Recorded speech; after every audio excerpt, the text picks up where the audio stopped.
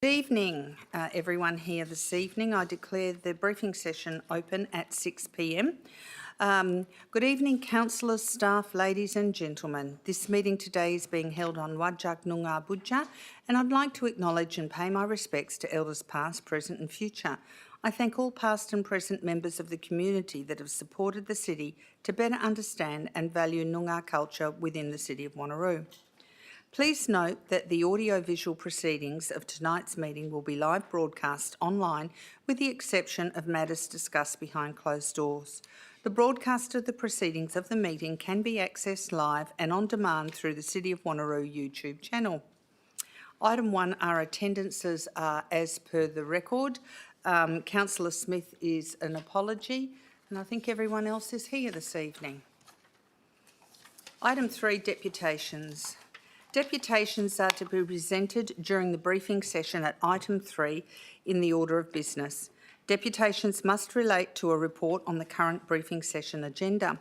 A deputation is not to exceed 3 speakers in number, and only those speakers may address the council members. Speakers of a deputation will collectively have a maximum of up to 10 minutes, dependent on the number of deputations received, to address council members, unless an extension of time is granted. A deputation is to be in the form of a statement, and no debate or discussion on the matter is to occur. Questions from council members relating to the subject matter should be reserved until administration has presented on the relevant report during the meeting. However, a point of clarification by a council member on a specific statement may be permitted. There is an opportunity for public question time for members of the public at item 7 in the order of business. I have a deputation here from Steve Jeffrey and Henry Collins. I've got it written out, and then I'll give you the opportunity. I'll read this out, then I'll give you the opportunity to give your deputation at the podium. So the pre-C notes for this deputation is my neighbour, Henry Collins, and myself would like to describe the antisocial behaviour occurring in front of our houses, 62A and 62B, Salcott Road, Girraween. And this is about agenda item 5.1, page 646, the motion on notice from Councillor Rowe about antisocial behaviour. Many attempts have been made to police and council rangers to both report and request assistance. Many of these calls have not provided the support we seek. We have communicated with council previously in the form of phone calls, emails, and have spoken to council representatives on site, yet the antisocial behaviour continues to this day. Henry and I would like to propose a solution: to place new or bring existing pine bollards forward. This will stop cars parking in the problem area and stop the antisocial behaviour. By stopping cars parking would mean less calls for assistance to both the police and council rangers. As we have found and experienced it ourselves, both agencies are struggling to attend calls for assistance. Therefore, we believe our solution is the best for the current antisocial behaviour. Bringing the pine bollards closer will have no impact on school pick-up and drop-off.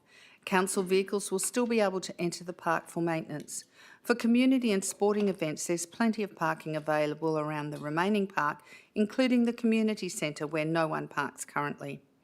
We are not asking to have the pine bollards brought forward for the entire park surroundings, only for the specified area, that is, between the entrance and exit to Rochford Way.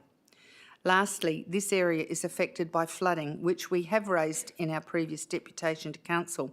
Therefore, by stopping cars parking there, will also help to minimise further erosion of an already known problem area. So, Mr Jeffrey and Mr Collins, would you like to take the podium to present your view further? Just give us your name, the suburb you live in. Thank you. Sure. My name is Stephen Jeffrey. I'm living in Girraween. First of all, good evening, everybody, and thank you for this opportunity to explain this issue. I've been living in my property at 62A, Salcott Road, for 15 years now. I'm very lucky to live in that position. It's across from a beautiful park at Haynesworth Park. And when I first lived there, it was pristine, beautiful park, the surrounds were excellent, no issues at all. For the last 7 to 8 years, there have been issues, unfortunately, antisocial behaviour issues. Just like to describe some of these issues, give you some examples of what Henry and myself have to put up with daily. And not just like one occasion daily, sometimes it's multiple times during the day. Different cars arriving all through the day and even into the evening and the very, very early hours of the morning as well. I have security vision, so I have like dates and times on my security cameras. Sometimes when I hear some motion at the front, it's like at 2, 3 o'clock in the morning where I'm woken up by sounds of antisocial behaviour. Now, just to give you some examples, we were witnessed a car there. He was a worker, he was in his car vehicle. And he used to sit there directly across my residence, at 62A, and he used to drink numerous bottles of alcohol. He was there for like a few hours, like 3 or 4 hours, drinking not one bottle of alcohol, not 2, not 3, several bottles. He would then urinate as well, get out of his car and just urinate in public right there. Upon leaving, he wouldn't take his litter, his bottles at all. He would just like discard them right next to his vehicle. So he had several bottles there.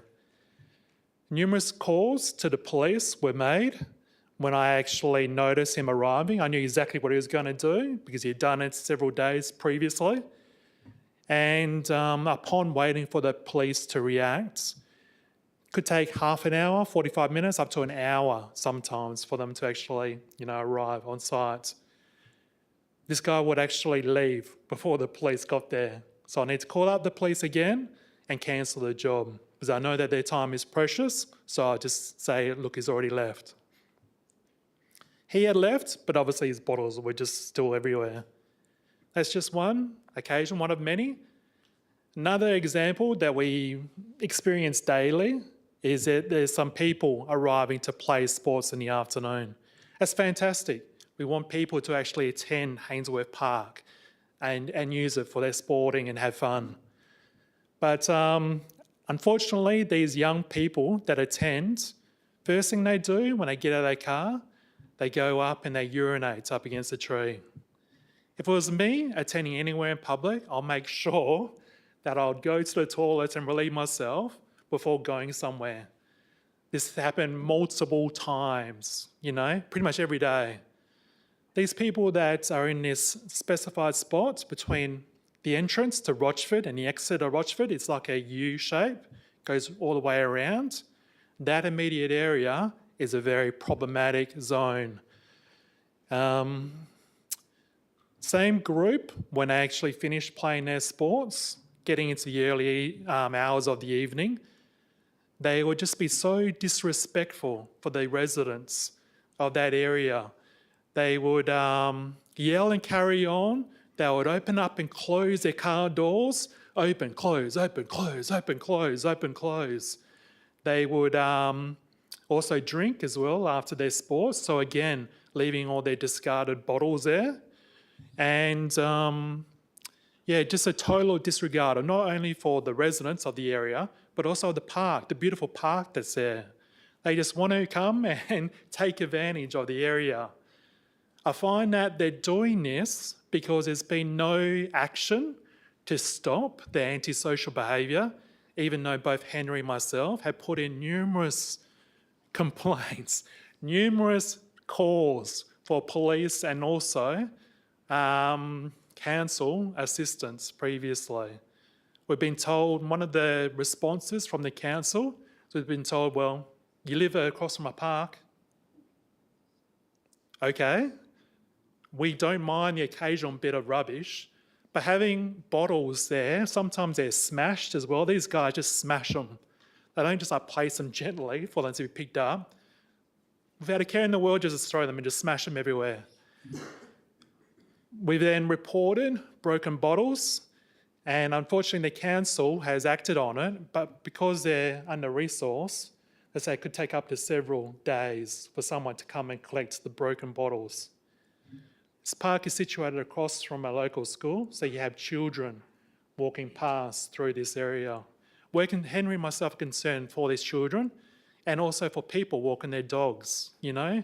The respectful people in using the park are affected by the antisocial behaviour of these people, just disregarding the whole area.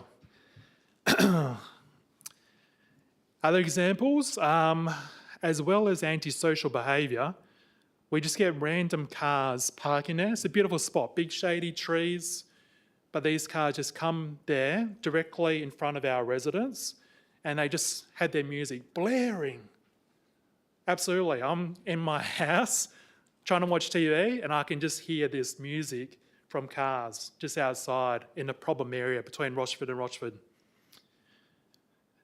There's also other trucks or vehicles. We've had multiple photos and videos of several trucks lined up in the air. I'm not kidding.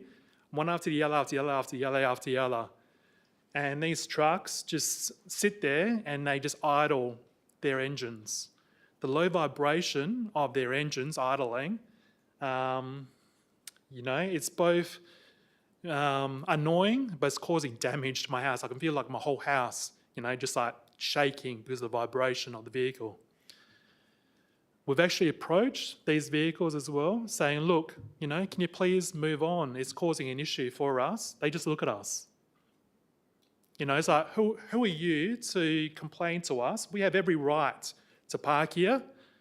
So even though we approach these people respectfully, they're not willing to say, okay, mate, yep, no worries, we'll move on. Sorry about that, they don't. I've also had an experience whereby the young group of guys that I spoke to about previously, I witnessed them throwing their bottles. And I said, oi, I was out, I knew that they were going to do it. I said, oi, pick up that bottle. There's a bin over there, go pick up the bottle and go place it in the bin. And, straight away he was argumentative with me. He was confrontational. It's not my bottle, it's my friend's bottle. I don't want to, I said, mate, just do the right thing. There's a bin over there. Go and place it in the bin. So there's a little bit of banter back and forth.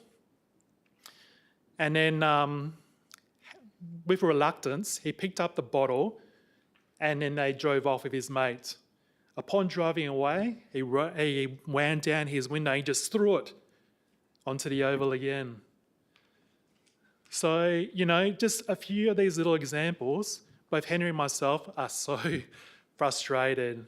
And out of all due respect, we don't want to be here and taking up all of your time. This is the last effort, the last thing that we can do to approach the council to say, this is an issue. We know we live across from a park.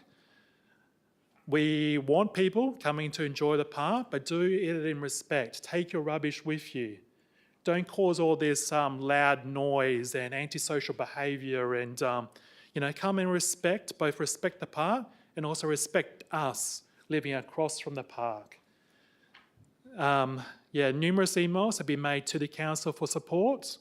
I've had times whereby I've spoken to council rangers. They say it's a police issue. I then phone the police and they say it's a council issue.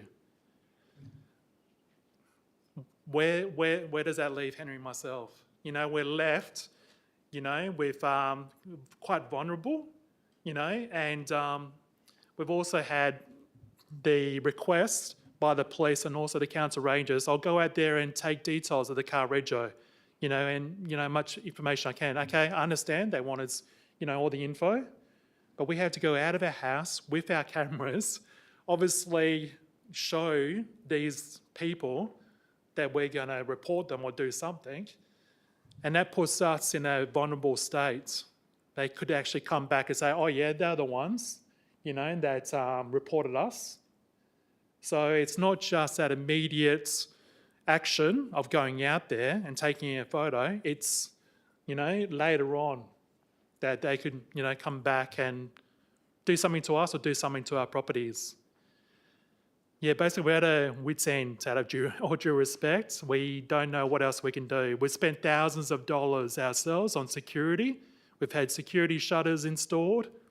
I've actually got security cameras, but they're further back of my house, so they can only capture not great, but I've got thousands of videos. You know, I'm not Mr. kidding. Jeffrey, you've had Sorry. nearly 11 minutes. That's Oh, wow, okay, okay, and it's sorry. 10 minutes. And I know Mr. Collins wants to speak Sure. as well. So I'll have to keep you short to probably about 3 minutes, Mr. Collins, so the headlines. But so yeah. Okay, because, sure, sorry. Out of all due respect, please, we're at our wit's end. Look at this request, yeah, seriously, and please help us. That's all we ask. Thank you. Thank you. Mr. Collins, sorry, just 3 minutes, but I would like to give you the opportunity to speak as well. Thank you. Good evening, councillors and all those present tonight. My name's Henry Collins. I'm Steve's neighbour at 62B, Selcott Road. I could pretty much say ditto, but I've been there a little bit longer than Steve. I've been there for almost 22 years now, and I put up with a little bit more over the years.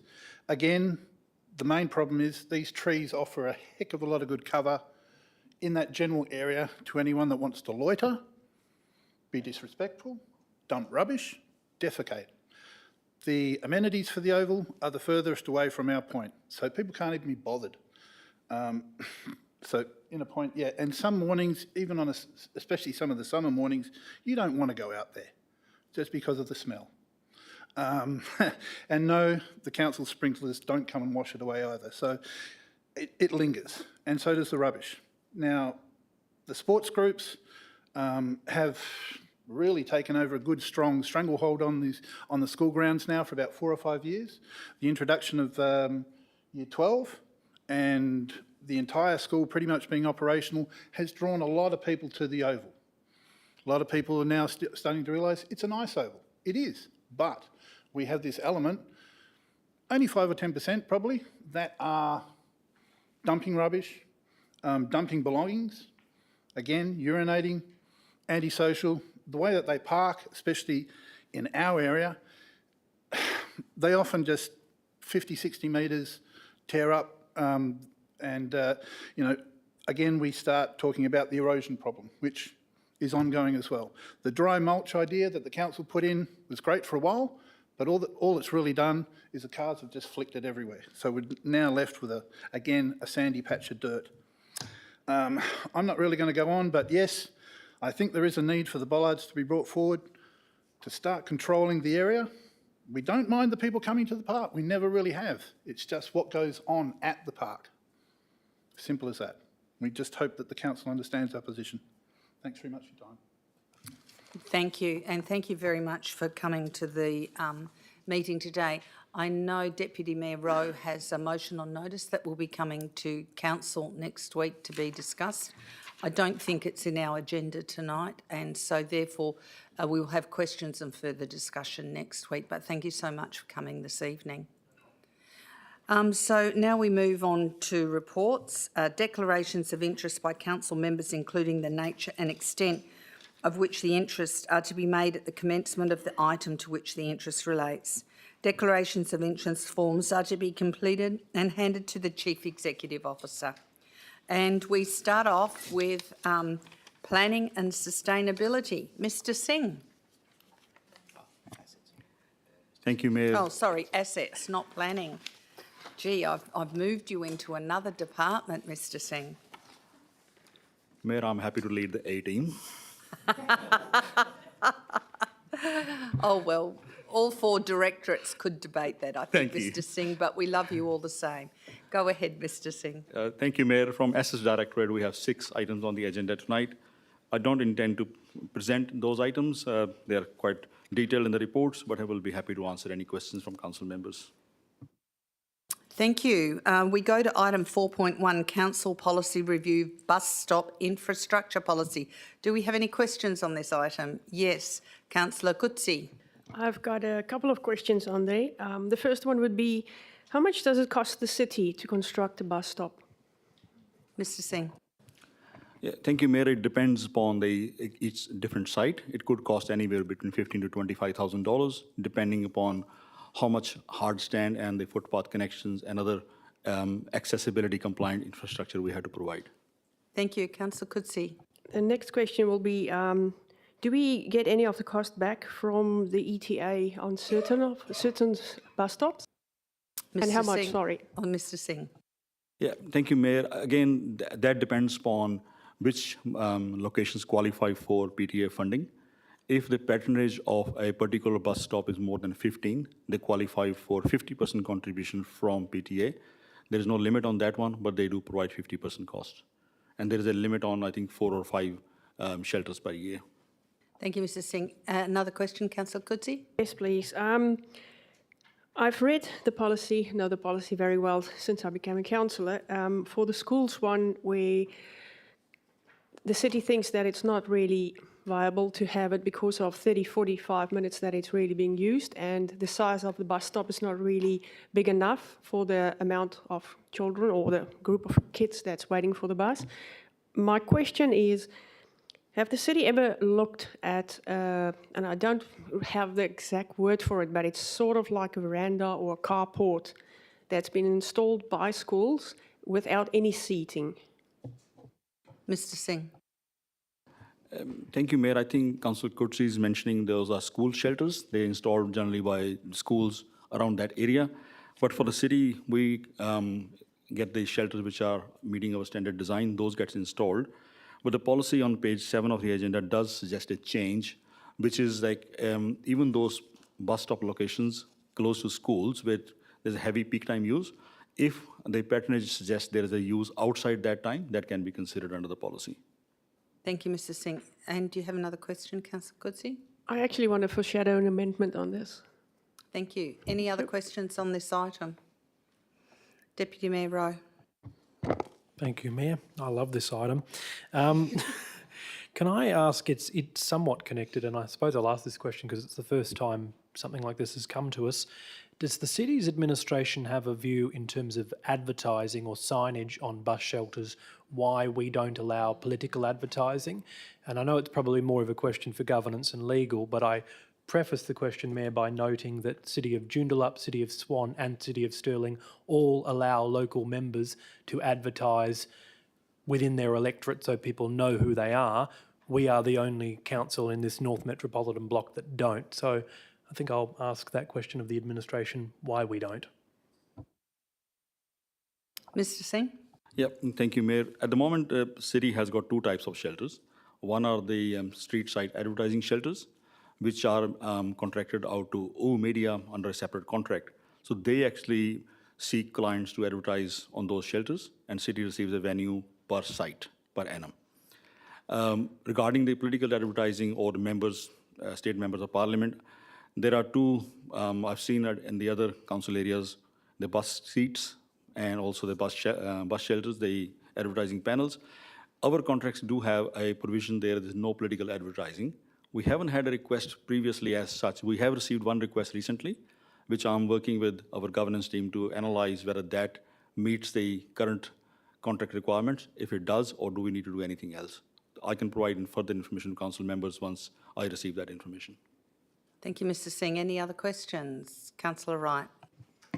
Thank you, Mayor. It's just on the same question, and I remember we have had the same discussion around call flute signage and obviously impeding on political speech and stuff like that with promoting particular candidates and those sorts of things. But from the bus shelter side of things, would that not be the same principles that are applied to call flute signage around political candidates and those sorts of things?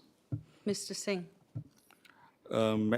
Thank you, Mayor. I don't know which particular local law will apply for that one. I think that probably will apply the advertising signs local law, or our policy will apply for that one. Unless Mr. Baring have a view on that one. Mr. Baring. Thank you, Madam Mayor. That public places local law will deal with political signage. The current signage local law is being phased out, and at the moment anything on private property would require development approval. Thank you. Any other questions on the bus shelters? Yes, Councillor Herridge. Thanks, Mayor. Just a quick one. Would you be able to possibly for next week just let us know how many designated school bus stops we actually have? Mr Singh? Yeah, thank you, Mayor. The information I have doesn't, I think I may be able to provide that information. Now, we have a total of 96 stops which cannot accommodate shelter. Some of them are the school bus shelters, which are at the moment under the current policy ineligible to receive shelters. Not all 96. There are some other but I'll look at how many are school bus stops and circulate that information. Any other questions? Yes, Deputy Mayor Rowe. Just a question of clarification through you, Mayor, to Mr Singh. Does this policy concern both the provision of new bus shelters and then retrospective upgrading of the existing ones, noting that sometimes in more established suburbs you'll have a concrete structure that no longer is fit for purpose and therefore would require renewal? Mr Singh? Thank you, Mayor. Now, this policy addresses the new bus shelters where there's no bus shelter. The existing bus shelters, if they need upgrade, that's covered under Transport Infrastructure Renewal Program. Thank you. Any other questions? Councillor Miles. Yeah, thanks, Mayor. Just with regard to that last point, Mr Singh, is it possible then that this policy could have the upgrade and updated bus shelters be placed within this policy rather than through the maintenance policy? Because some of our older shelters seem to hang around forever and don't get an upgrade, maybe a lick of paint, that's about all. Mr Singh. Yeah, thank you, Mayor. Given that we have such a high demand for shelters, I think I got some data here. We got nearly 900 bus stops, and of which I think we only got 230 odd bus stops have got shelters. So that's the reason we got separation here. This policy deals with under a separate budget in Capital Works program to provide new bus shelters. The existing bus shelters, as long as they are safe and providing functionality, we renew them. As part of renewal, we upgrade them. That's funded through asset renewal program. So that's why there is no reference in here. Given it's an existing asset, it needs to be renewed when it needs to be renewed or replaced. At that time, we upgrade it. Thank you, Mr Singh. Councillor Miles. Another part of my question, which I think I've asked you once before, but I could not find in this policy, when a bus shelter goes in, it's always a need is always met. So many people use that stop because we can get that data off PTA. But however, when that stop's no longer used as much as it is, but there may be a bus shelter there because for whatever reason it was put in, do we not review whether that physical shelter can be relocated to a stop that is actually got greater need? Mr Singh. Yeah, thank you, Mayor. We can look that operationally anyway.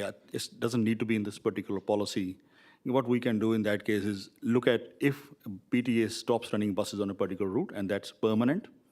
Like given that sometime in the developing areas, PTA will provide bus routes and they will change eventually when the area fully develops. And that's why this policy does also talk about, and we also suggest the bus shelters be provided at the ultimate bus route, not at the interim bus routes. In case PTA changes the bus route permanently, then we can review and look at which part of which infrastructure is not going to be used, and we can relocate. Definitely, we can look at that one. Thank you, Mr Singh. Councillor Miles. The other thing that I looked for in this policy update was the fact that in some of our bus stops, there's a shelter in place, which is clearly a city-built shelter because you can tell the difference. And then there's also a bus seat advertising as well going in. Is there not a way of I wouldn't say stopping one or the other, but it seems a bit overkill because the bus seat advertising is quite normally facing traffic as opposed to running parallel with the road. But this policy is muted on allowing the bus seat advertisers just to place their bus seats anywhere. Mr Singh. Yeah, thank you, Mayor. This policy primarily addresses that where the bus stop infrastructure is required and also the bus shelters are required. This provides the framework and the scoring analysis, which we do, look at and prioritize the need for bus shelters. But given the example which Councillor Miles has given, I can have a look at that one. Do we have duplication and why there's need, why there's duplication? Thank you, Mr Singh. Councillor Miles. Yeah, thanks. Just last question, Mayor, on this item. With the bus stops, you indicated to Councillor Coetzee that bus stops can cost up to $25,000 as an installation. Could administration please provide us a bit of a breakdown on that? Because that seems a little bit higher than I thought they were. I thought the city was only spending about $13,000 or $14,000 on each stop. Mr Singh? Yeah, thank you, Mayor. Definitely, I can provide that breakdown through briefing notes. The higher cost comes into play if we have to upgrade the adjoining hard stand and footpath infrastructure as well. Ordinarily, a bus shelter will cost about $15,000, and where it is funded by PTA, it costs us $7,500. Councillor Herridge? Thank you, Mayor. Sorry, this might be a rookie question, but it's just come to me. The PTA don't put in any shelters or bus stops, it's just ourselves, and then we ask for 50% or however that works. Mr Singh? Thank you, Mayor. PTA will only provide subsidy, they call it subsidy, 50% of the cost of the shelter if there is a patronage of 15 per day at that particular stop. So they will provide that. Otherwise, this policy actually has got a 60-40 split of the allocated funds. 60% of funding goes towards where PTA grants are available or subsidies available, 40% is outside that. So that does, basically, if patronage is less, but there are other needs established through the policy, the 40% of the budget gets allocated towards those particular bus stops. And normally we provide, PTA will actually arrange the actual installation through their contractors. We pay them the cost of the installation and the bus shelter. Thank you, Mr Singh. I just have another question about a program still happening that might lean into planning as well. I asked when new suburbs were built, as part of the new suburbs being built, and I think of Alara and Amberton, that they put a bus shelter in at the time of developing the area when the bus stop goes in there, and that they're able within those bus stops to decorate them within the core colours and logo of their development site. So Alara's done a couple of really nice bus shelters up there in corporate design, but there's bus shelters there for the people, and it's also happened at Amberton as well, and they've done that. Are we still going to the developers and as part of it, getting part of their developer, getting them to include a bus shelter when it comes at that time, allowing them to use their corporate colours and that sort of stuff, or the suburb colours to relate, so that we're getting the bus shelters in prematurely or early so the people have them to use, because that's what happened at Alara and that's what happened in Amberton. And I think that would be good for the new suburbs, particularly as those people and young children in those areas going to school, it's of value there and they're very well used, but we don't have the data for them to be viable. It's just the need comes very quickly. Are you able to respond to that, Mr Singh, or Mr Bowring? Thank you, Mayor. I can partially respond to that one. The couple of examples you've given, there were existing bus routes along Marmion Avenue, and the adjoining developers chose to provide bus shelters there in their colours, in their designs. Ordinarily, in the new developing subdivision, bus routes don't exist. They come a bit later on after the subdivision is established. So subdivision is cleared by that time. I think Mr Bowring may have a comment. But we've still got buses down Ellen Vale that there isn't a bus stop, and the new developments going down Marmion Avenue that haven't got bus stops, which it would be appropriate because people would feed to Marmion Avenue to where the buses are to catch the buses. And I think it's an opportunity lost. They are able to advertise relatively cheaply in their colours, and the people get a bus stop in a timely fashion when they move into the suburb. Would that be able to be investigated and followed through, please, again? Thank you, through you, Madam Mayor. The PTA will approve the bus routes as part of the approval of the new estates through the West Australian Planning Commission. The bus routes, as Mr Singh was saying, they don't often go through at the time of that. At that time, the developers can put on the bus shelters if they so choose. That's something that we could encourage them to do. There's certainly no specific statutory requirement or anything like that for them to do that. But there's certainly something that we can talk to and put on the agenda for discussing with land developers when we talk to them about their estate rollouts. That is excellent. I would suggest that we would consider that that could be a very good idea. Thank you, Mr Bowring. Any other questions on bus stops? Councillor Miles. Yeah, just a bit further clarification from Mr Singh in answer to a question. So just if you could clarify me, so bus stops, as we know, are always put in place by PTA, and that may just be an orange stick, but they also do put in the concrete platform because it has to be at a certain height to meet the disability access rules or laws that are bound. So we wouldn't necessarily do any of that work. We would just be bolting our bus stops on top. Is that not correct? Mr Singh. Yeah, thank you, Mayor. I think Councillor Miles is pointing toward bus shelters at the end. The bus shelters require larger hard stand. It does require tactile pavers and also connection to the existing footpath network. For the bus seats, the hard stand is very, very small. But that's only a small area. For bus shelter, the area is much larger. Thank you, Mr Singh. Any other questions, councillors, on bus stops? If there are no more councillors on bus stops, we now go to 4.2, the Alkimos Aquatic and Recreation Centre Business Plan. Do we have any questions on this item? Councillor Wright.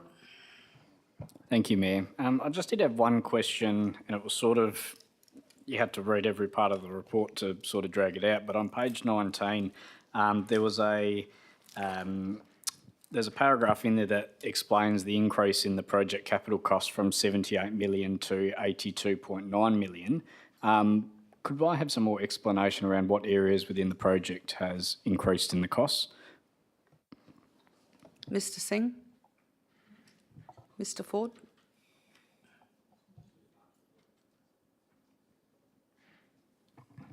Yeah, thank you, Mayor. I think Council may recall there was a council decision made, I think not last meeting, at March meeting, to add additional scope to the project that has added to the overall capital cost.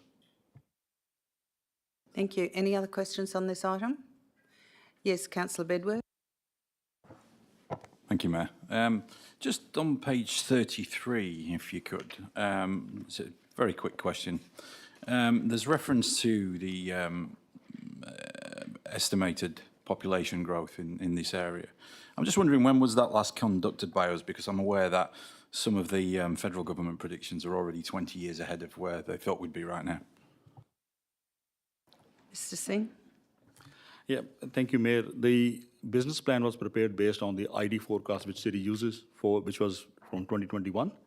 Since the preparation of this business plan, ID has also released a recent forecast for 2024, but the data sets kind of don't indicate it would impact any significant impact on the business plan.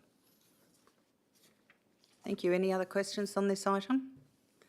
I have two questions. On page 25 down the bottom, it talks about the ownership of transferring the land to the City of Wanneroo was expected to occur in the next 12 months. Has that already been done or not been done? Mayor, can I request Mr. Dunn to respond to that one? Mr Dunn.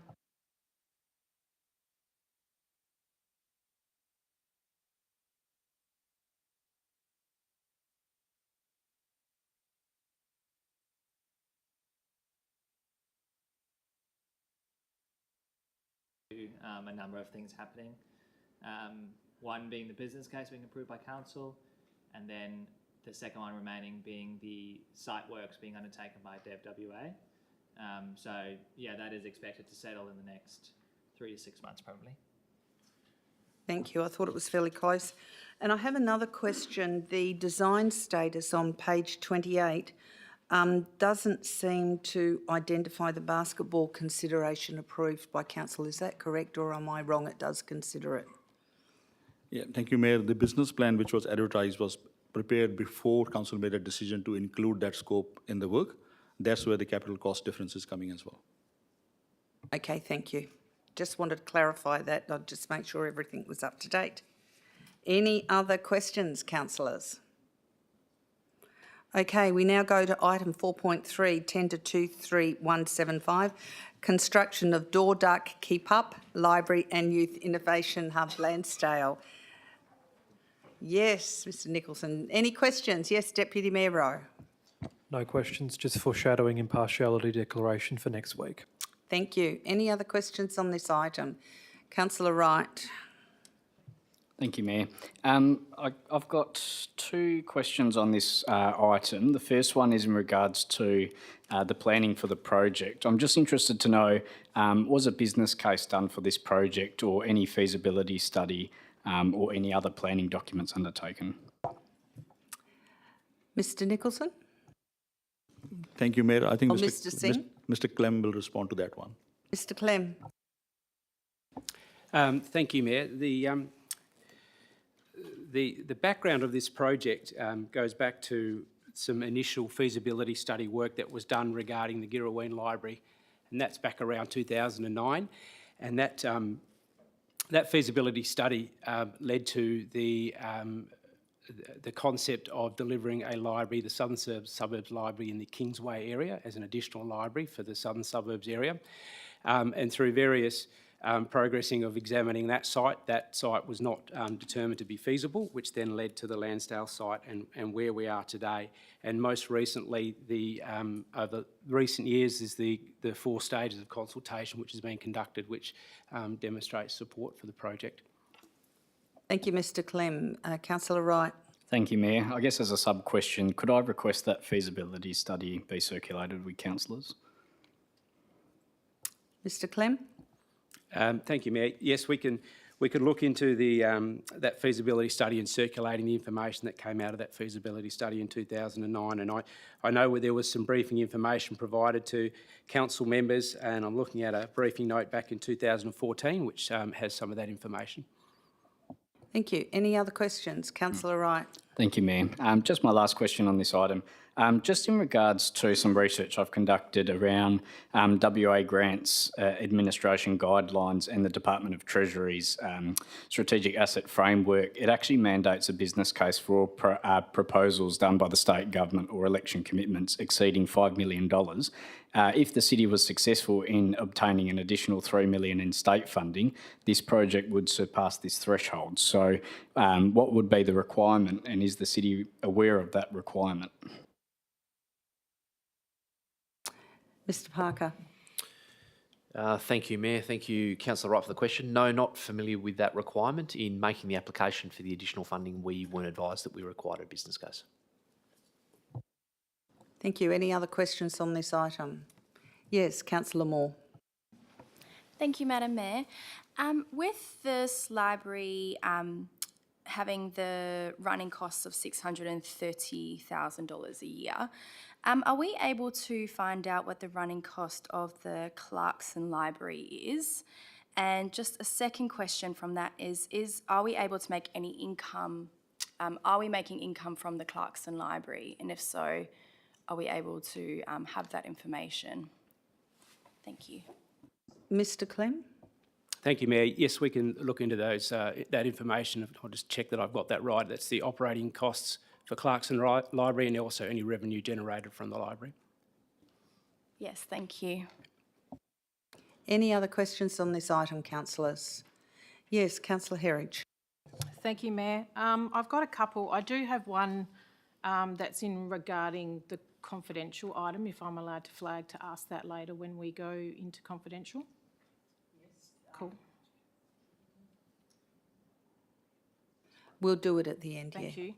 So just, I've noted that our expenditure has actually risen since the last time we've seen this last month. I just wanted clarification on what happened there. Mr Singh? Thank you, Mayor. I think it's better that I can explain that when we go to confidential session. They provide the breakdown at that time. Thank you. Any other questions? If there are no other questions on that item, We'll do the confidential when we go into closed doors. We've got item 4.4, tender 24022, provision of streetscape maintenance for arterial roads.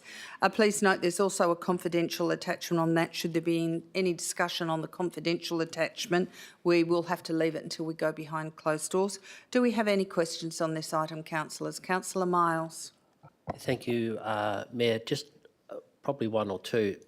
The only question I have, not with the who's going to be the tenderer or who might be the tenderer after next week, is as part of the maintenance of the roads, does the contractor report any trees that might be felled or squashed by cars or ripped by vandalism? Do they report that, or do they make good while they're on site?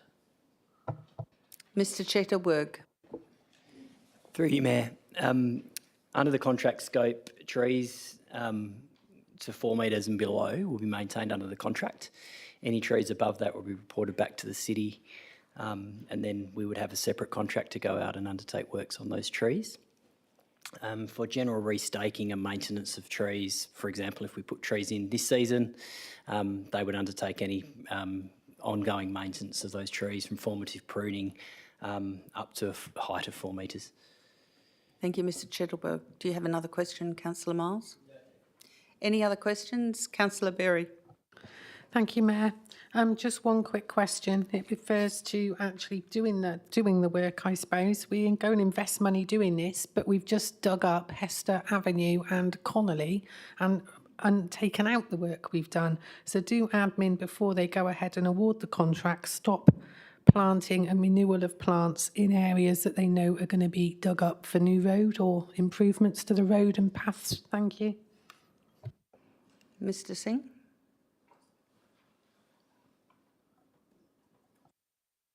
Thank you, Mayor. Can I clarify, is that for the Hester Conley roundabout civil works? Yeah. Okay. Yeah. Thank you, Mayor. I think what we normally do is, if we plan for all the planned project, we will acknowledge that in our planting programs. But in this particular case, this was a black spot intersection. Obviously, black spot is a reactive project. It's not a preventive project. So in that case, if there was a landscaping or trees, unfortunately, they had to come out to accommodate the civil works. Thank you. Any other questions on this item? Councillor Moore. Thank you, Madam Mayor. I was just following on from Councillor Berry's question. If we are removing landscape that has previously been there, are we repurposing or replanting that in different areas within the city? Mr Chetterberg. Through you, Mayor, it depends on the vegetation. Generally, if vegetation is removed, it can't be replanted somewhere else. There is the opportunity for transplant of trees, depending on species of trees and size of trees, so that's always a consideration that's made. Thank you. Any other questions? Councillor Wright. Thank you, Mayor. Could I just flag a question for when we move into confidential session on this item, if that's okay? Not a problem. Any other questions on this item? Councillor Figg. Thank you, Mayor. Do we know how much it would cost the city to do this work in-house, disregarding the issues with resourcing and the time constraints that are present? Mr Chetterberg. Through you, Mayor, we always look at a cost comparison between doing works in-house and putting them out to outsource contract. In this case, without going into stuff that will cross over into confidential, we're confident that the pricing that we've got is very competitive and certainly more competitive than we could potentially do the works in-house.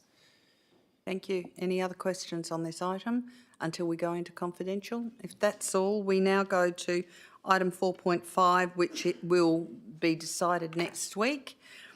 And then we now go to item 4.6, contract 20079 extension, collection and transport of curbside bin waste. Remember, there is a confidential attachment on this item. Councillors, do we have any questions on this item?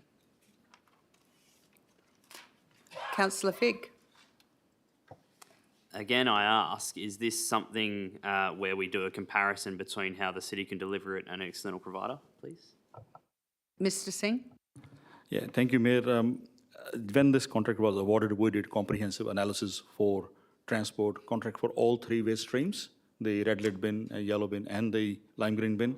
At that time, based on the analysis we undertook, we came up with a conclusion that contracting out the third bin service was overall value for money for the city. Thank you. Any other questions on this item? Councillor Wright. Thank you, Mayor. I'm just looking at recommendation number 2, and because it's I'd call it an operational contract anyway. Is there any implications around if administration was to include in its recommendation to obviously factor in that 1 year as opposed to coming back to us to ensure there's a continuity of service? Mr Singh. Yeah, thank you, Mayor. I'll check that one and provide in the briefing notes if that's possible. Generally, I think given it's beyond CEO's delegation, that's why it's before council at the moment. Any other questions on this item? If there are no more questions on this item, thank you, Mr Singh. And we now go to Community in Place and Mr Clem. What's Katie's surname?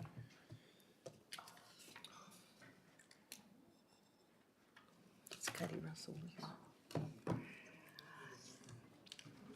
Mr Clemmer and Ms Russell, are there any items that you'd like to speak to? Thank you, Mayor, and good evening, council members. There are 6 reports from Community in Place tonight. I will briefly introduce items 4.7 and also 4.10 when we get to that one, but I'll kick off with 4.7 if you're happy with that, Mayor. Item 4.7 relates to the city's flagship funding program, or funding which is part of our community funding program. The flagship fund is a category in the city's community funding program that provides longer-term financial support for community initiatives aligned to the city's vision that celebrate and commemorate Wanneroo's rich history and diverse culture. Activities and initiatives that are supported under this program must directly benefit the local community and ideally attract a high number of attendees or have a broad reach.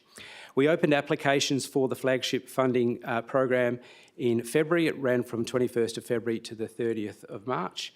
And by the closing date, we'd received 8 applications, and administration is recommending supporting 7 of those applications. And the one application that we're recommending to deny, we will note that administration will meet with that group and assist them with a community funding application to help them to build capacity over time so that they can apply for the flagship fund in a future round. And Ms Russell and I are happy to take any questions, Mayor. Councillor Miles. Thank you, Mayor. Mr Clem, I just wanted to ask, really it's in the policy itself on page 75, and it talks about the funding amounts. I note that we haven't really increased any of those amounts that I'm aware of for quite some time. We're not even keeping pace with CPI costs. Have you looked at maybe recalibrating those soon? Mr Clem. Thank you, Mayor.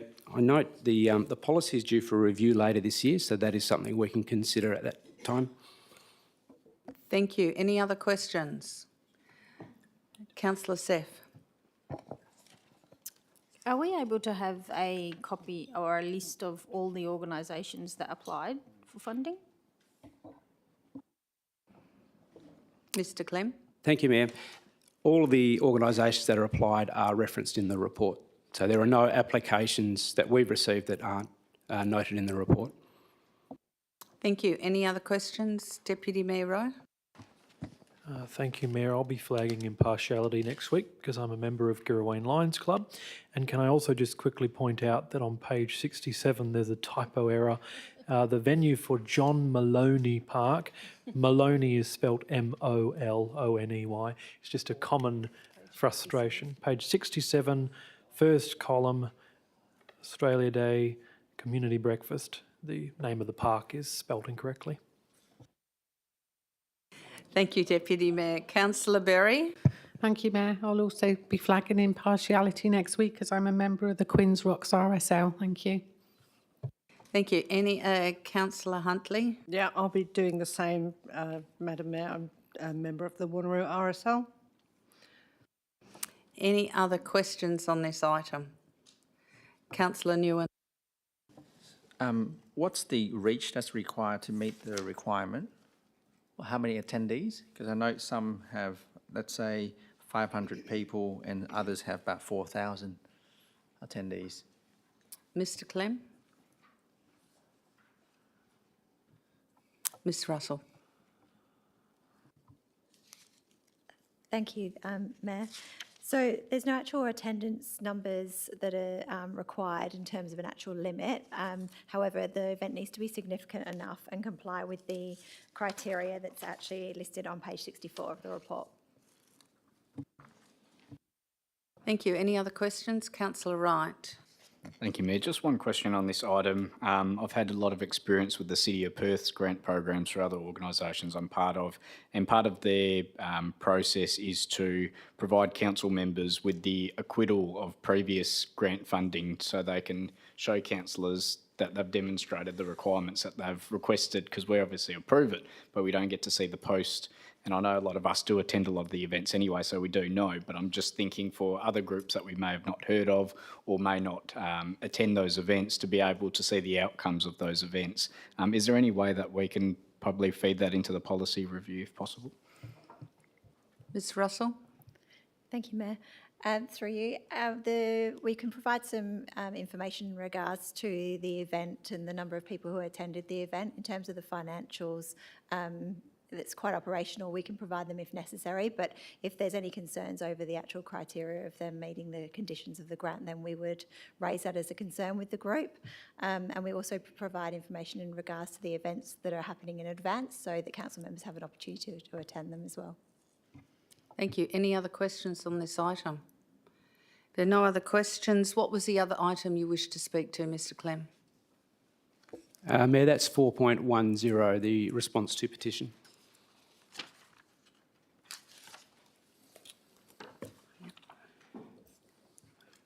I'll go back to them because he doesn't want to speak to those two.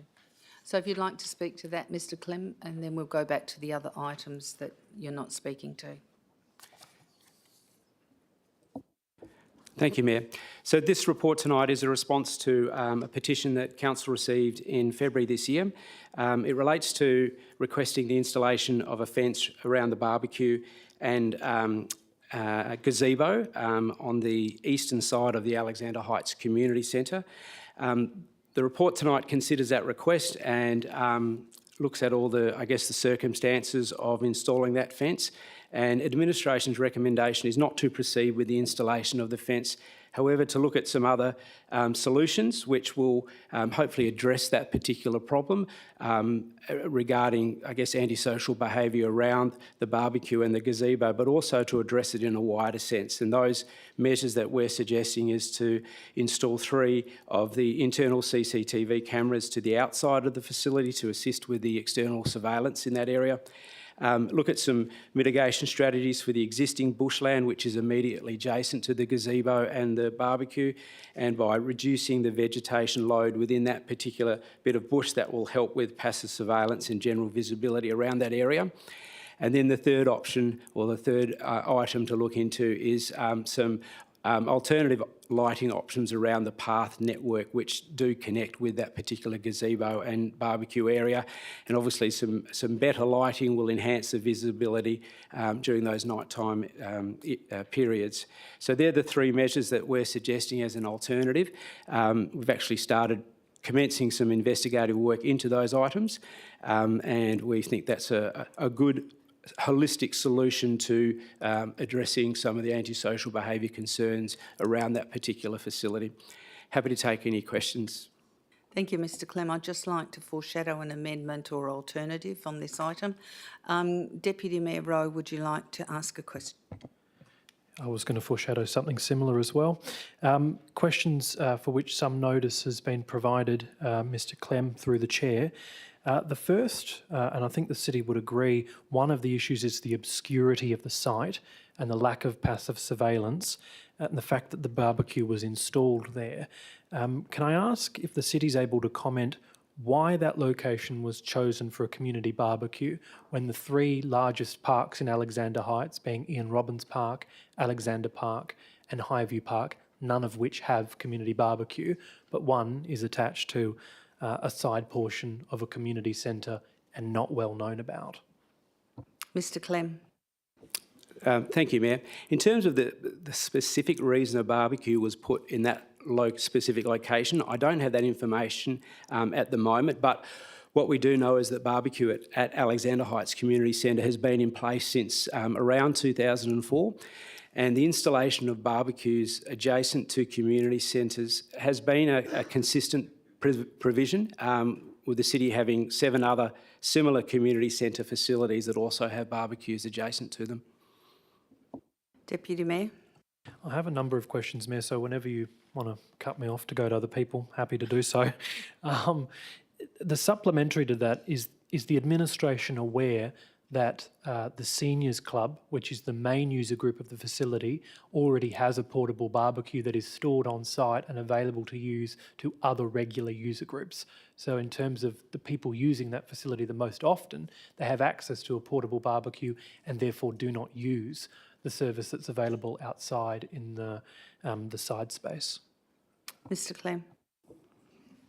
Thank you, Mayor. I believe our officers are aware that there is a user group within the facility that does have their own barbecue, and that's not uncommon across community facilities in the city. I wasn't aware that, I'm not sure if the rest of the staff are, but whether they put in sharing arrangements with that is, I guess that's an arrangement they make with the other groups. Deputy Mayor. Another question in trying to understand what the operational cost is the city to be responding to these issues. Can the city advise how many complaints regarding antisocial behaviour, littering and graffiti removal have occurred within the past 12 months at this particular site? Mr Clem.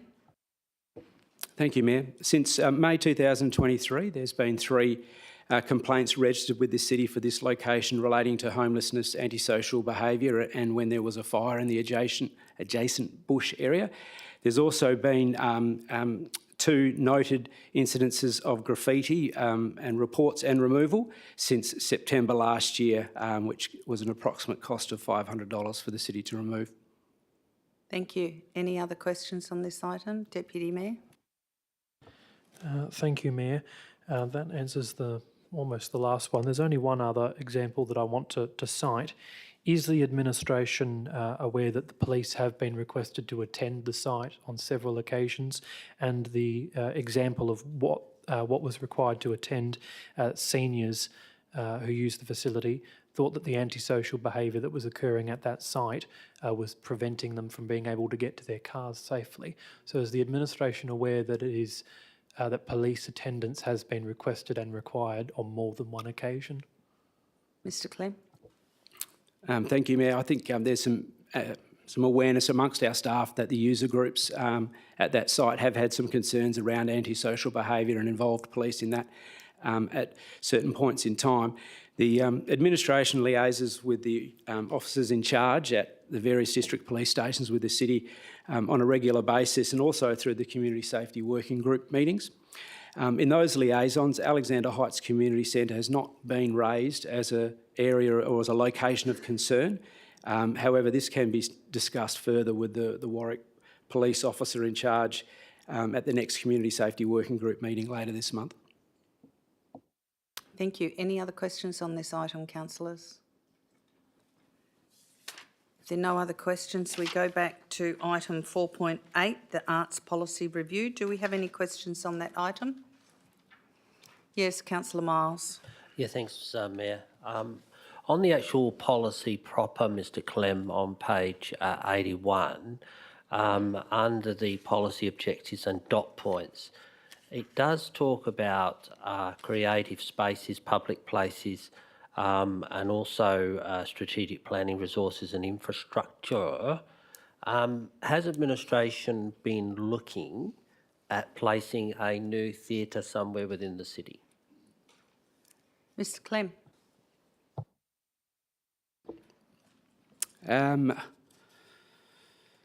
I don't believe so, Councillor Miles. There is talk of it in the East Wanneroo Community Facilities Plan and some performing arts facilities, but that's certainly further down the track, nothing at this stage. I will check that and make sure we clarify that before council meeting next week.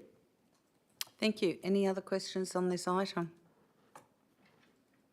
There are no other questions on this item. We go to item 4.9, the museum collection policy. Any questions on that item? There are no questions on that item. We go to item 4.11, the Girraween Hub Redevelopment Concept Plan, Community Engagement Outcomes. Sorry, Mayor. Yeah. I did have a question on the previous item. I've just got to the right attachment. In section 10, related documents, it references the Cultural Development Plan 24-27 forthcoming. How can we approve something we haven't approved yet? Okay, what page is that on? Page 117.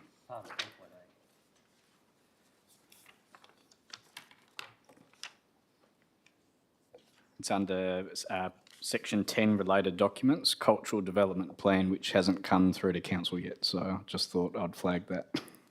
Mr Clem? Thank you, Mayor. Yes, that's a document administration is working on at the moment. I might get some guidance on governance, whether we just remove that. I think that's probably the right thing to do until, as Councillor Wright indicates, it is adopted by council. Thank you. Any other questions on the museum collection policy?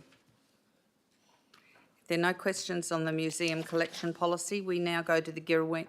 You have a question on the museum collection policy? Yes, I Councillor can't resist, Mayor. Just one question, Mr Clem. What is the council's capacity of storage when it comes to the collection? So I'm assuming the building over the road cannot store everything. So where else does it get stored, or does it get shared to the state museum collections? Mr Clem? I think I'll take that one on notice, Mayor, and provide a response next week, for next week. Thank you. Are there any other questions on the museum collection policy? If there are no other questions on the museum collection policy, we now go to item 4.11, which is the Girraween Hub Redevelopment Concept Plan, Community Engagement Outcomes. Yes, Deputy Mayor, you're busting. Go and ask your questions. Waiting very patiently through museums.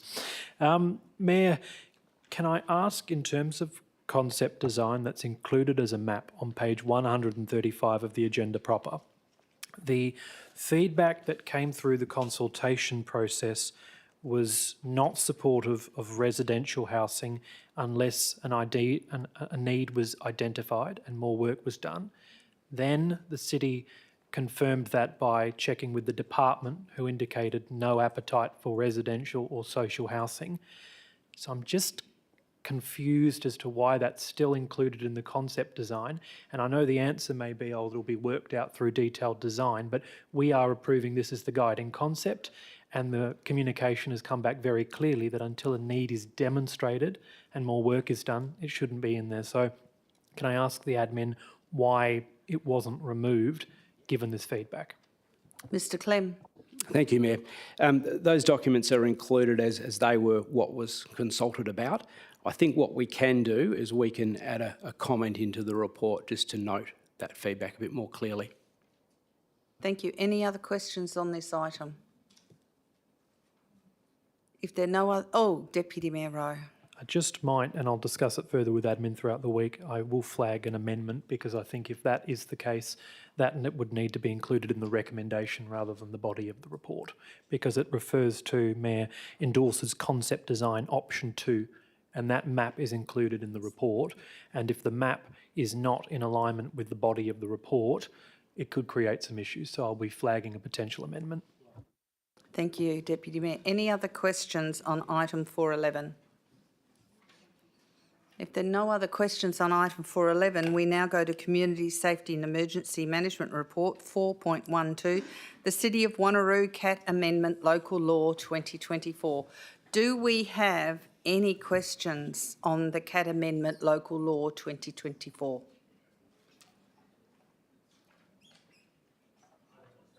Any questions, councillors? Going once, going twice. Okay, now we go to Corporate Strategy and Performance, Transactional Finance. Ms Jennings.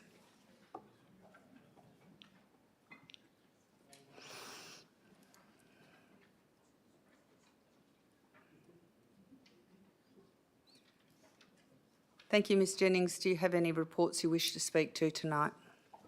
Thank you, Mayor. There are 7 items. I really don't need to speak to any of them in particular. I think they're quite straightforward, so happy to take questions. I also have Mr Dunn here with me for property. Thank you. So we'll start at the top. You've got a question on item 413, have you, Councillor Miles? Yes, thank you, Mayor. My question is the Scout Association rates for the Ashley site. That is, I was under the impression we were going to insert this into the budget, end of the budget process as well. So is this something different to what we were discussing with regard to the rubbish? Ms Jennings. Thank you, Mayor. The difference is at the budget we adopt for the next financial year. So this is the current financial year. The interims have just come through. Thank you. Any other questions on item 413, waiver of council rates for the Scout Association? Okay, we now go to item 414, warrant of payments for the period to the 31st of March 2024. Do we have any questions on that warrant of payments? Yes, Councillor Herridge. With your indulgence, Mayor, I have a few clarifications. I did want to note off the bat, though, it's awesome to see that the CCTV rates are actually coming through. Sorry, glasses on, glasses off. Page 200. I did notice, and this I think in being as transparent as possible, I've noticed our new councillors that have come on recently are missing the councillor in front of their names, so they're coming through the document separate. So there's one for Councillor Figg at 27495 on page 200. Then you've got Councillor Seif on page 204, which is 27576. 208 has Councillor Moore at 27634. Councillor Bedworth is on page 209 at 27659.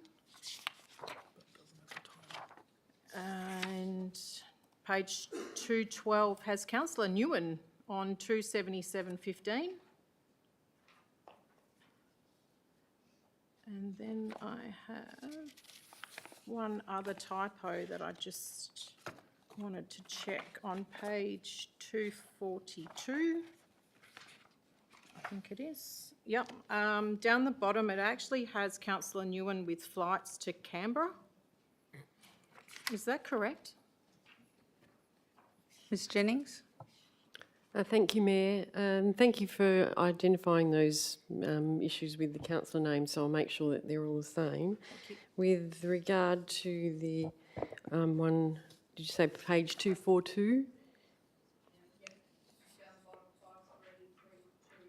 Yes, I think that was probably a transposition of another one. That was actually a conference in Melbourne for the Institute of Public Works Engineers of Australasia. We'll fix it for the council meeting. Thank you. Any other questions on the warrant of payments for the period to the 31st of March 2024? Councillor Wright.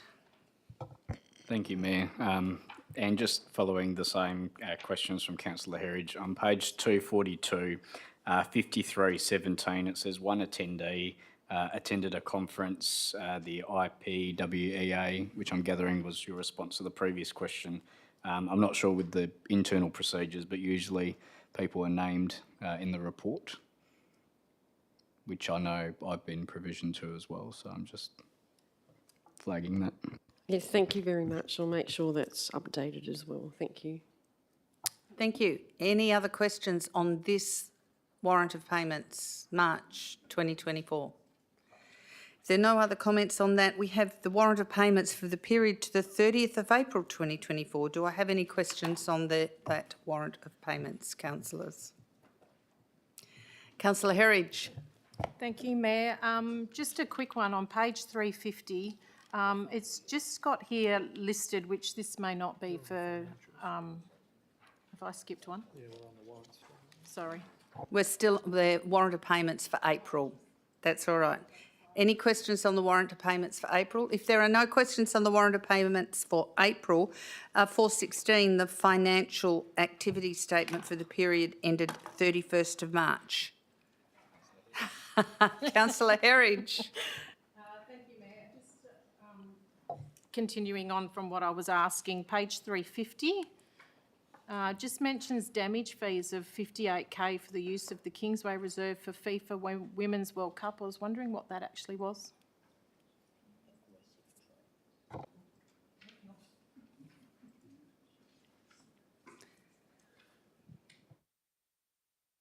Ms Jennings? Thank you, Mayor. I would say that's exactly what it is. We've actually recouped some money. So I'll double check for you and just get back to you if it is anything different, but it seems like it's literally the same.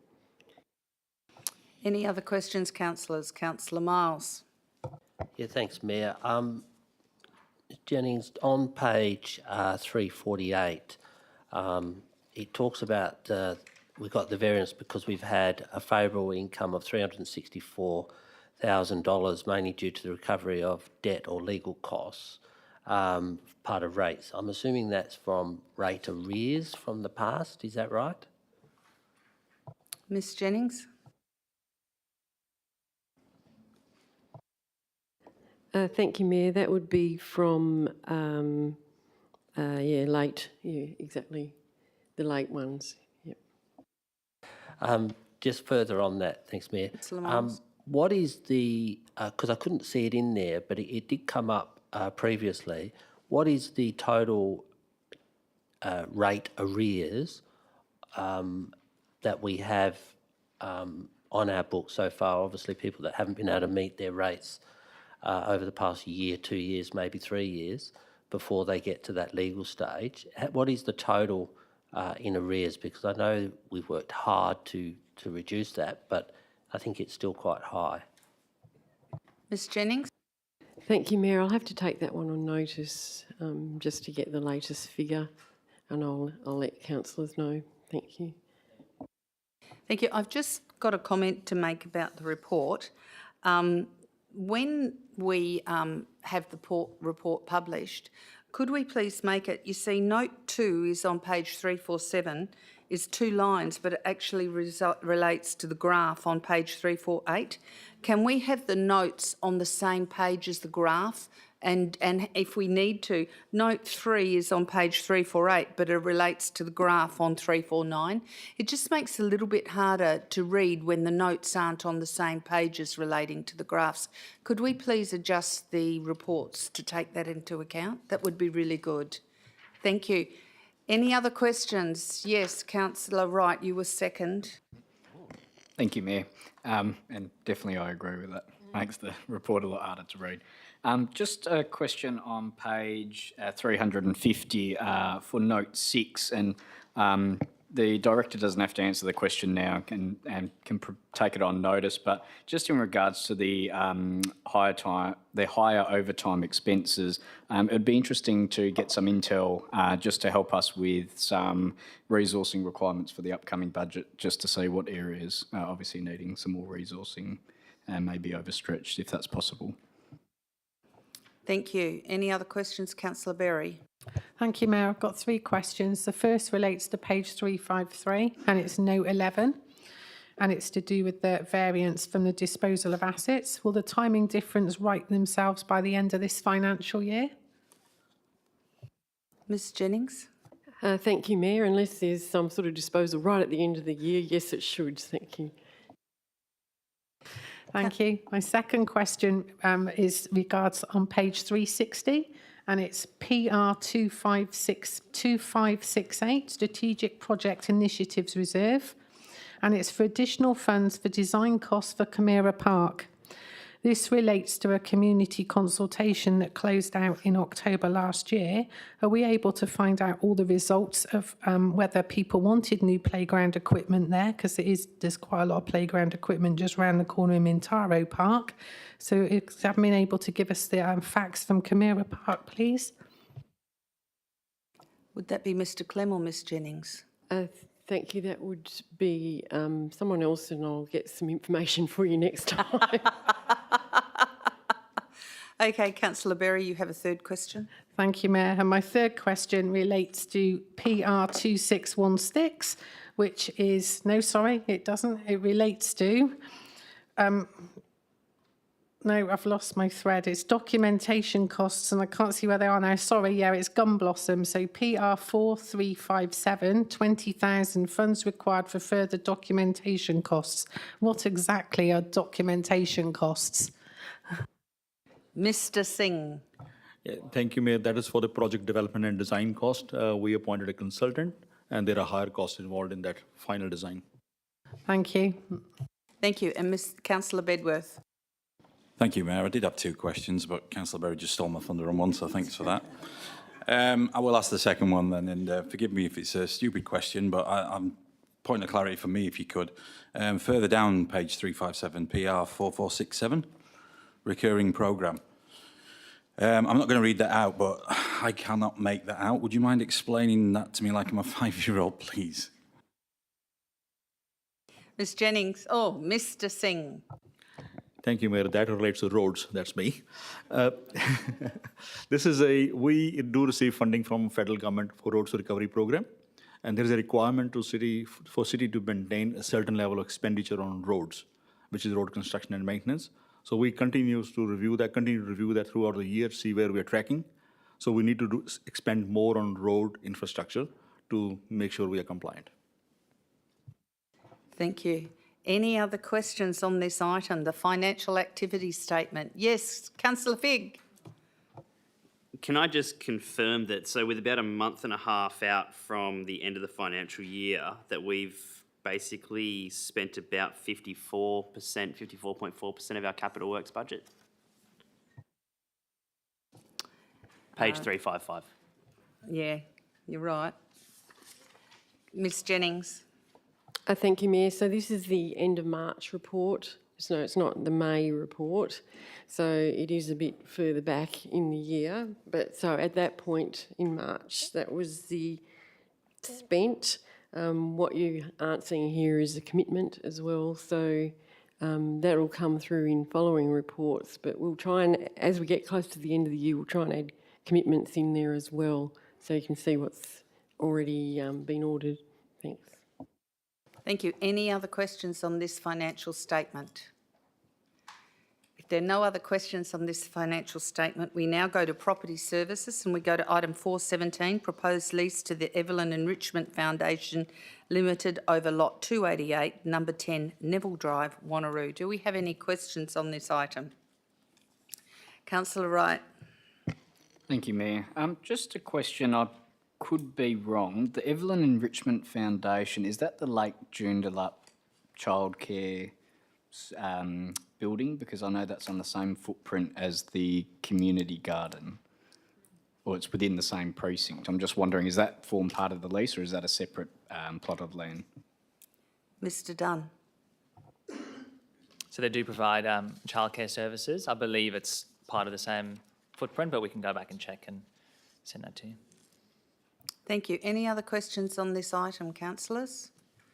If there are no further questions on this item, we now go to item 418, the proposed ground lease to Telstra Limited over a portion of the Ashby Operations Centre, 1204 Wanneroo Road, Ashby. Do we have any questions on this item, councillors?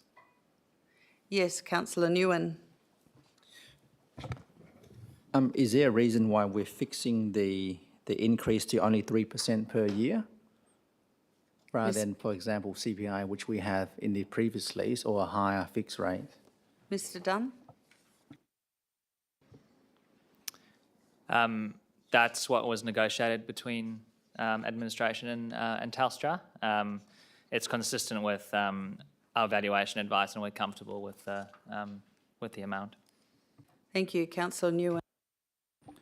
And it seems also Telstra has the right to terminate the lease on 6 months' notice at any time during the 16 so years in the lease at their absolute discretion, whereas we can't terminate it before 10 years from commencement.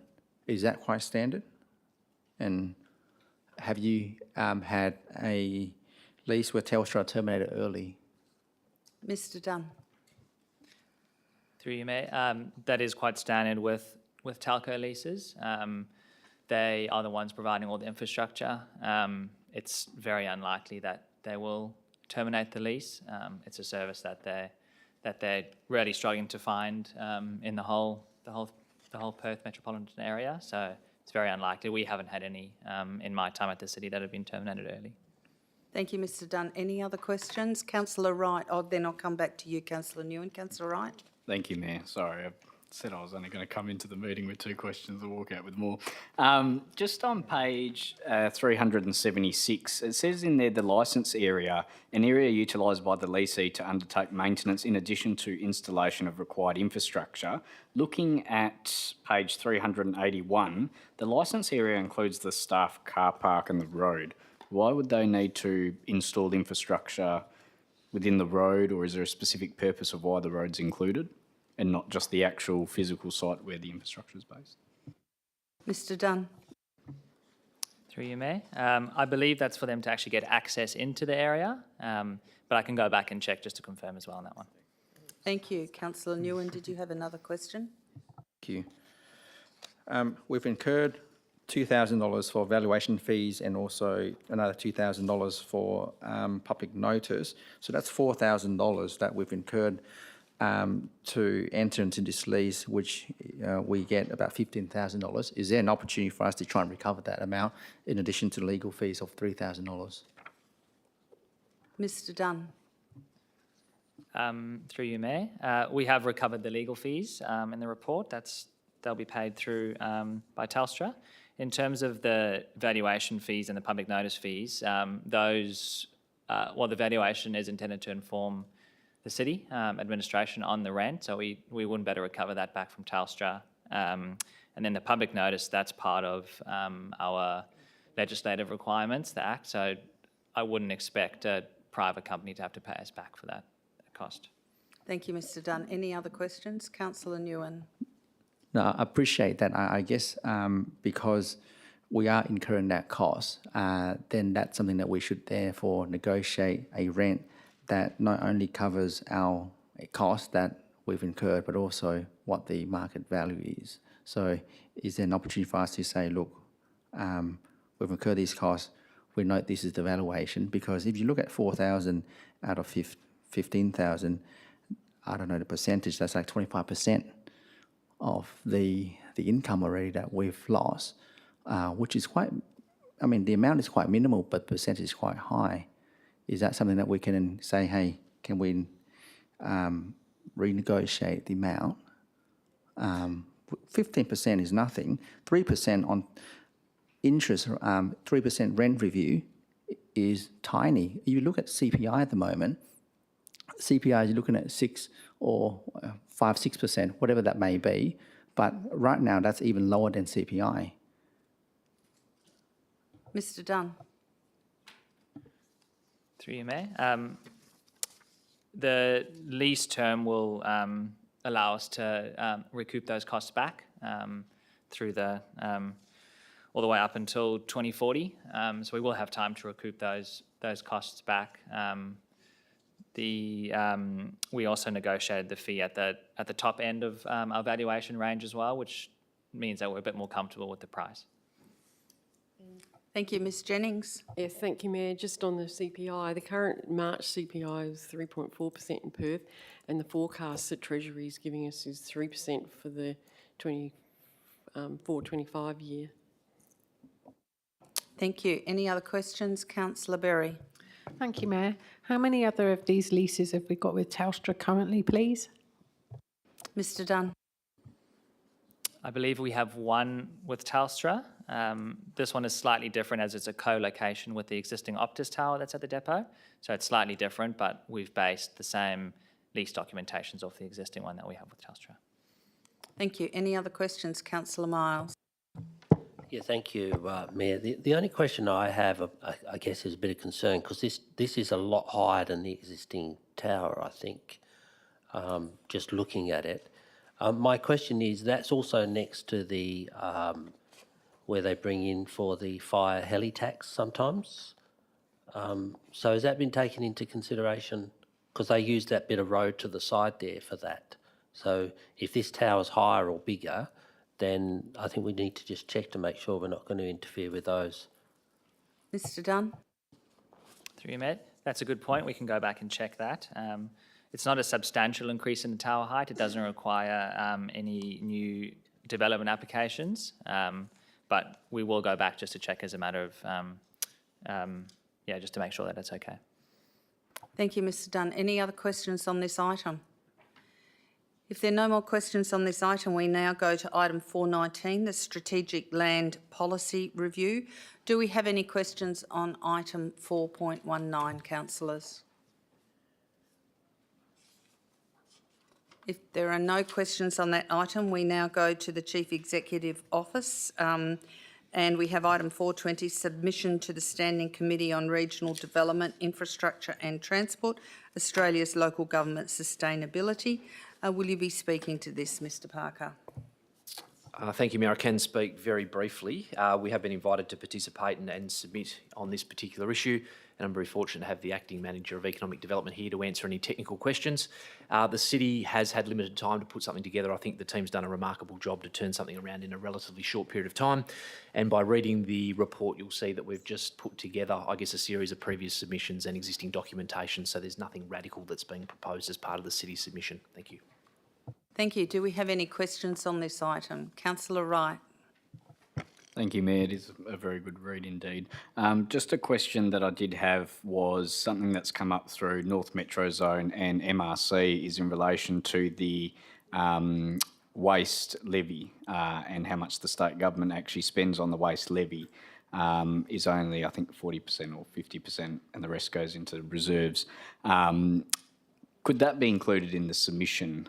Because essentially we pay two fees. We pay a direct fee to the levy as City of Wanneroo, and then we also pay another direct levy fee through MRC, which we contribute financially. So they're essentially double dipping in getting two sets of levy fees for waste management. I don't know if the Director of Assets could clarify that.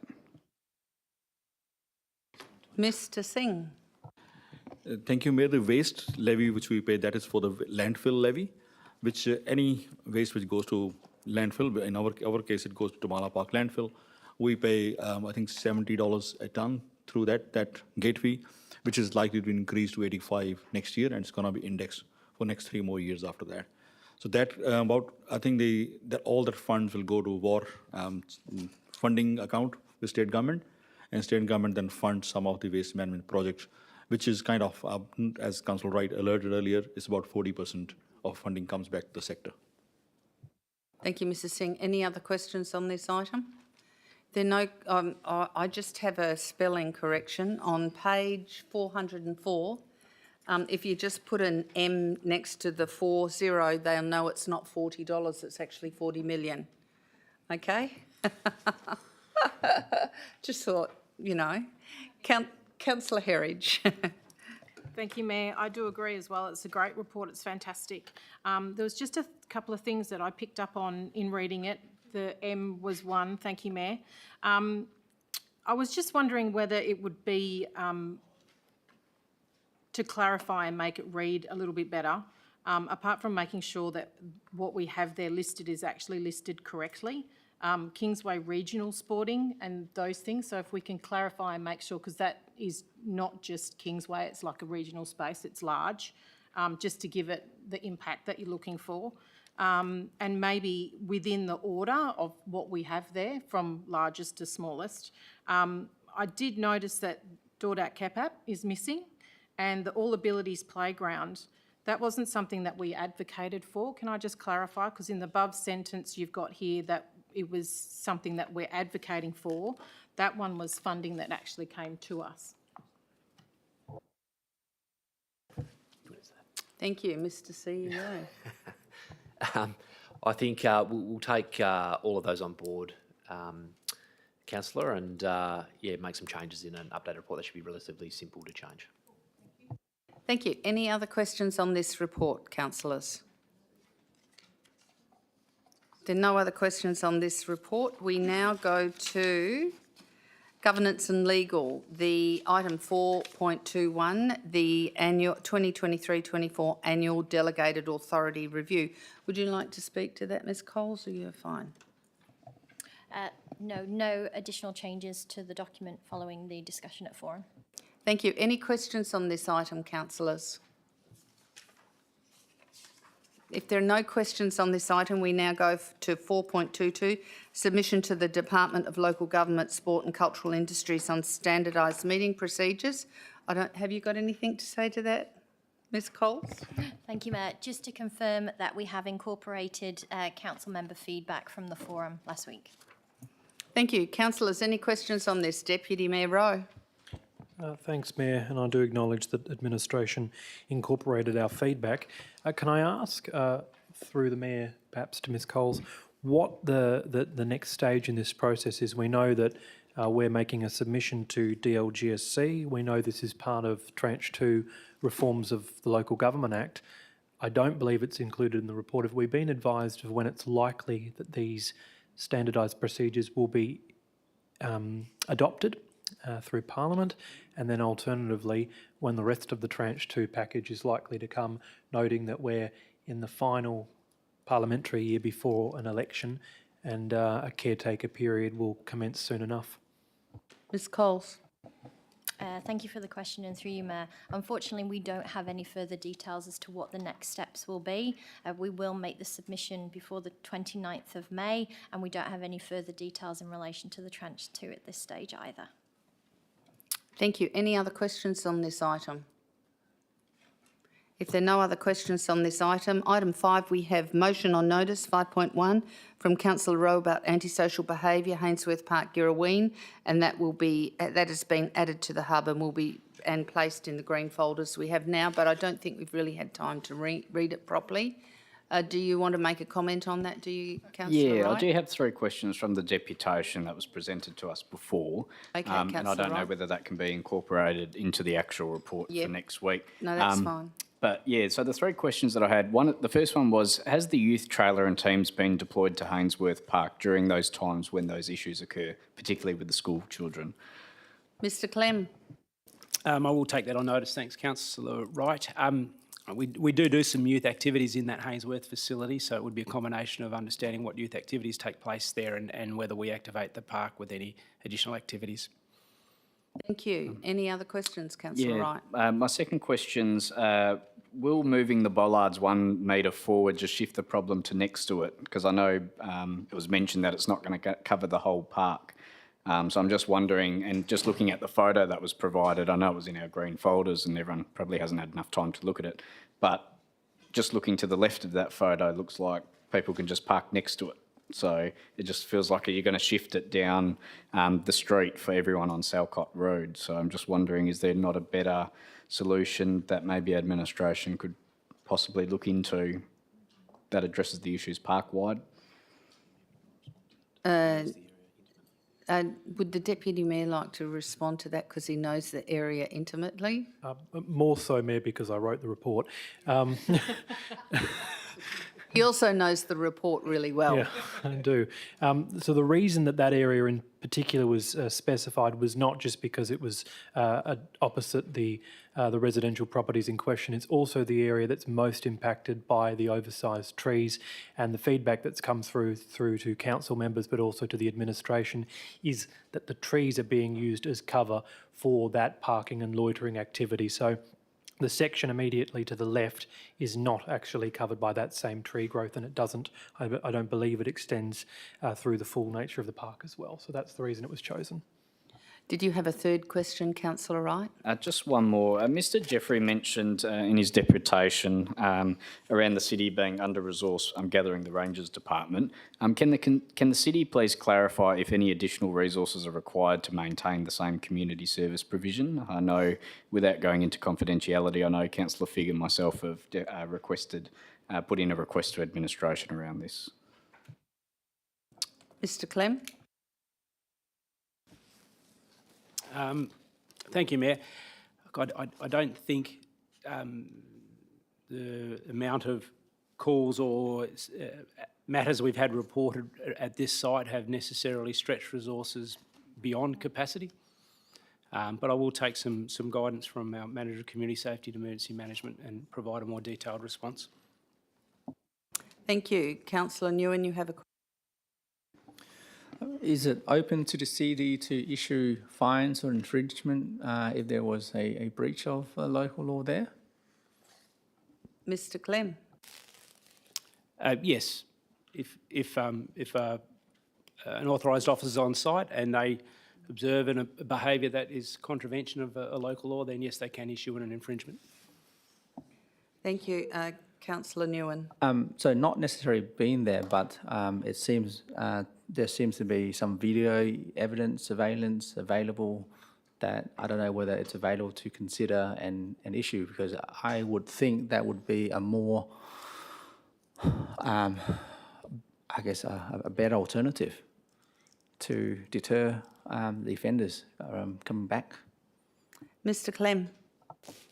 Thank you, Mayor. I think some of the instances that we're talking about were probably more of a police matter, and if there is footage available that can be referred to police that pick up things that are more of a criminal nature, such as I guess urinating in the park and those kinds of things, then that's a matter that the police can deal with. But generally, things that are infringements of local law, our authorised officers would need to be on site observing the behaviour to be able to issue an infringement.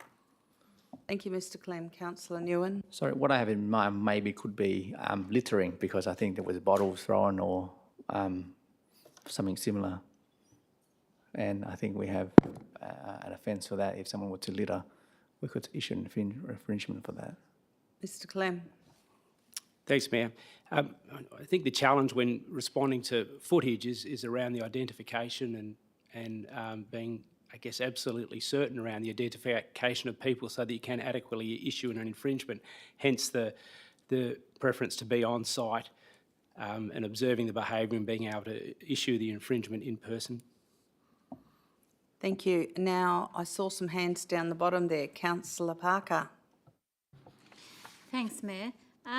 If the bollards are moved, would the motor cars that are parking on the curb be able to park on the actual road, which to me is an issue as well? So I know that a lot of the guys that are parking there actually go and play sport. So if that bollard was moved, would they be able to park, but they would be then forced to park on the actual road? And if not, are there other parkings where they can park? Is this like a last resort kind of parking, or is it just because it's closest to the field, or what is I'll the allow situation? Deputy Mayor Rowe to respond to that because he wrote the report. So, I did. Yes, there is a supply of legitimate parking bays on the opposite side of the park, which is closely linked to the playground, the clubroom space and the toilet facilities. Those are where the actual bays are. Alternatively, there is also a significant number of bays, I'd say more than 50, available at the Hainsworth Recreation Leisure Centre, which has a pedestrian access way into the park. I'd say it's 20 metres away from the sporting field. So, and I think what the deputation was trying to indicate tonight is there are more official forms of parking available. It is just that the individuals who are parking at this particular location are doing so because of the obscurity that they're able to be under the trees, and that passive surveillance is somewhat limited. And just with your indulgence, Mayor, I'll talk more about it next week. The city recently installed a temporary CCTV camera, one of the poles at this site, and the deputation didn't include it tonight, but it didn't resolve the problem. So it's a further example of why I believe the deputation and the motion has come about. It is considered a last resort. thank you. Councillor Parker. Thanks. And just to follow up to that, so then would it be possible on that road, so in order to make sure that they don't park on the side of the road, would it be possible to put a no parking zone there so that they don't actually do that, so you completely push them away and make them park somewhere else? Mr. Singh. Yeah, thank you, Mayor. That could be potentially a solution which we may need if the problem persists continuously and it becomes a traffic safety hazard. So we then can develop a plan, consult with the local community as part of the process, and consider parking prohibitions along that stretch of road if needed. Thank you, Mr Singh. Councillor Seif. Thank you, Mayor. Would it be possible to just trim the trees higher? So it's just the trunks that are at the bottom rather than full branches with leaves? Mr Singh. Mayor, I'll have to defer that to Mr. Chattelborough. He's the expert in tree management. Any other questions on this motion on notice? Oh, Mr Chettelberg's there. Sorry, I thought you'd gone home. Could you just repeat the question, please? So antisocial behaviour likes to hide behind bushes and trees. So my suggestion was, can we not just trim the trees higher so that it's only the trunks that are there? Mr Chettelberg. Thank you. From my last site visit that was mid last year, there wasn't any issues with clearances under the trees to have sight lines onto the oval itself. We will check that again, but from the photo provided in your documents tonight, I don't believe that there's any underpruning that's required, but we will check that. Councillor Seif. I understand that the current pruning of the trees meets current requirements, but I think we've got extenuating circumstances here where we're trying to prevent antisocial behaviour. So if we could perhaps just prune a bit higher is the suggestion than the standard. I think she's requesting a crew cut, Mr Chettelberg. Yeah, through you, Mayor, we will inspect the area again. If it does need lifting, we will, to ensure clearances into the park. Thank you. Any other questions? Councillor Miles. Just thank you, Mayor. Just to go back to what the two gentlemen was talking about earlier, the only thing that sort of, and I do support what Councillor Rowe wants to do, Deputy Mayor wants to do, the only thing that concerned me was they said that they had been made some contact through our city services and was sort of told, go off to the police, and then police said, go back to your council. Can we just sort of maybe just try and clear up how we're managing that front part of our business? Because from time to time as councillors we do hear that, and it's not always the case, but can we just double check to make sure that whoever they're calling, whether it's the office number or whether they're coming in, that the message is probably a little bit more different to what might be relayed back to us? Mr Clem. Thanks, Mayor. Yes, we can take that on board, and we do have an upcoming meeting with the Community Safety Working Group, which police do attend, so perhaps that can be something that's discussed at that meeting this week. Thank you. Any other questions? Councillor Huntley. Thank you, Madam Mayor. Just one question. Just looking at, should we move these bollards, could we have a cost breakdown between moving the bollards and the cost of cutting the trees? I have a feeling the trees might be more expensive than actually moving the bollards to maintain them. So if we could have some costs, that would be good. Thank you. Any other questions on this motion on notice by Deputy Mayor Rowe? If there are no other questions, we now go to item 5.2, which is Councillor Miles's waste plan review, and that'll be published next week in the agenda papers. Item 6, late reports to be circulated. We don't have any. Item 7, public question time. There is none. Item 8, confidential, and that is where we are to go now. So if we can go into confidential.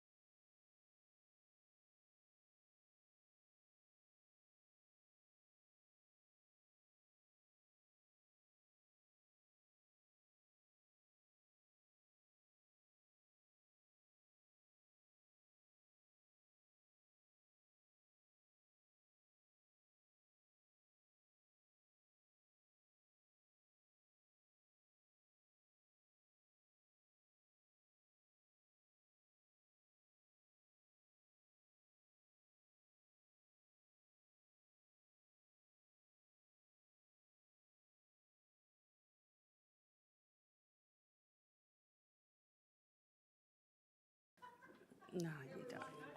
Go and see her out.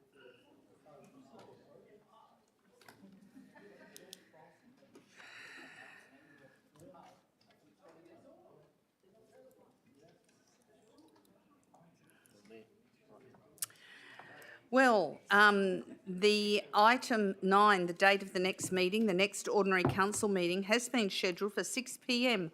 on Tuesday the 21st of May 2024 to be held at Council Chambers 23 Dundebar Road, Wanneroo. Item 10, the closure of the meeting, and I declare the meeting closed at 8:48 p.m. Thank you, councillors, and thank you, everyone.